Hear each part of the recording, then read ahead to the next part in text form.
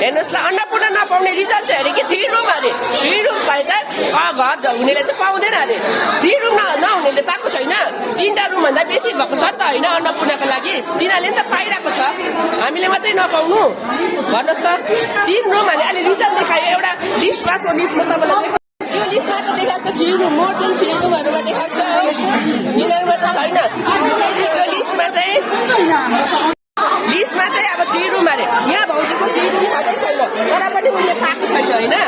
अन्त जसको 6 room 7 room 8 room छ उनीहरूले त पाउँदैछ त, हामीले चाहिँ किन नपाउनु अन्नपूर्ण? यो चाहिँ एउटा फेक रिजन भयो नि त होइन र। त्यो 3 रुम हुनेले नपाउने भने त एउटा फेक रिजन भयो। एउटा राम्रो सलिड रिजन देऊ न त, किन त्यसरी भड्काइरहनु जनतालाई? भन, तलतिर सिलगढीतिर मधेसतिर त पाइरहेको छ त 3 रुम 4 रुम 5 रुम हुनेले चाहिँ, हामीले चाहिँ किन नपाउनु? यो चाहिँ अब एकदमै भएन, यो भएन साथीहरू, यो चाहिँ एकदमै भएन। हेर्नुहोस् तपाईँहरूले के भन्नुहुन्छ, यहाँ सबैजना हामी चाहिँ छु, तपाईँहरू पनि यसको सपोर्ट गर्नु।